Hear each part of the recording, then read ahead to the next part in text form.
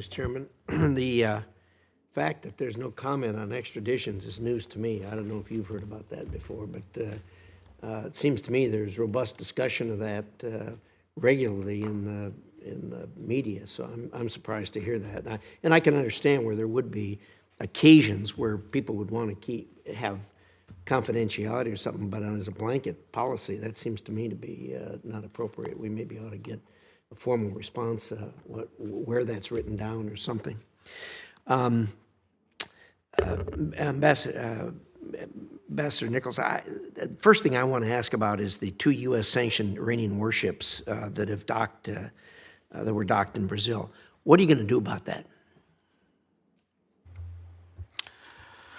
that? We've shared, well, first of all, they have no place in our hemisphere. The Iranians should not be here. They have a horrific record on human rights. They support Putin's illegal war in Ukraine. We've raised the concerns about their presence with all of the governments in the hemisphere. And the sovereign decision of Brazil to allow the Marcan and the Dina to dock in February and their subsequent departure on March 4th was deeply disappointing. We'll continue to discuss the importance of responding to Iran's efforts to destabilize its neighbors, to export violence, to oppress its own people, with all of our partners around the hemisphere. And I'm sure this will be a robust part of our conversations, not only with Brazil, but all the countries in our region. Well, I appreciate all those remarks, but the question was, what are you going to do about this? I mean, we all know how bad Iran is and what they're doing. That's why they were sanctioned in the first place. But we've sanctioned before on things like this. I mean, just talking about it, what good? Let me ask this: what good does sanctioning do if you don't do anything about it? When actually a country like this it takes the action it did. Well, as you note, Senator, the 2 ships themselves have been sanctioned. The United States does not discuss sanctions designations before they take place, but we will look at the fact set carefully going forward. And as I've noted, we'll continue to talk to all of our partners in the hemisphere about the noxious role that Iran plays around the world. Well, I guess if I were sitting in Iran, I'd say the U.S. sanctioned us, so what? What do we care? I mean, this is a joke. I mean, they put out sanctions, and this is supposed to mean something. Nothing happens. We sailed into Brazil, we docked our ships, and it's business as usual. It just seems to me that why bother doing this? In fact, if anything, I think it undermines us by doing something like this and then it not having any consequences. Well, I note that every other country in the hemisphere decided against receiving these ships. Fair point.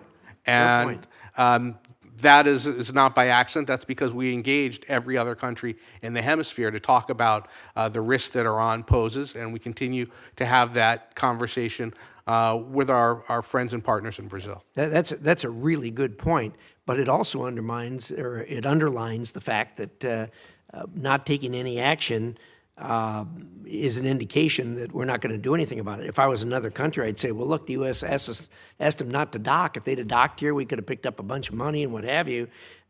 We agreed with the U.S. and didn't let them dock here, but they went to Brazil and docked there, and the U.S. didn't do anything about it. Why should we do anything about it? You know, we look forward to continuing our conversations around this topic with all of our partners, particularly with Brazil. And we have a number of high-level visitors from the administration going to Brazil.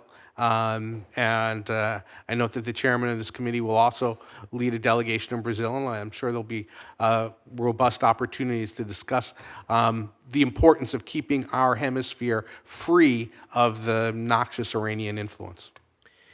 My time's short here, but let me just ask briefly. In January, Colombia halted eradication of illicit coca. But seizures of heroin and cocaine have slowed down since August. Is it your opinion that Colombia is abiding by its counter narcotic obligations? We have a robust dialogue with the government of Colombia on counter narcotics and rule of law issues. We believe that a holistic approach is vital in Colombia, and that approach should include interdiction, eradication, alternative development opportunities, care for the environment in rural areas, and opportunities to support rural livelihoods. That process is ongoing. We have a high-level dialogue with Colombia that will take place later this month, and we'll have an opportunity to address those issues and how important it is, not just for the United States, but for our entire region, that strong cooperation on counter-narcotics continue.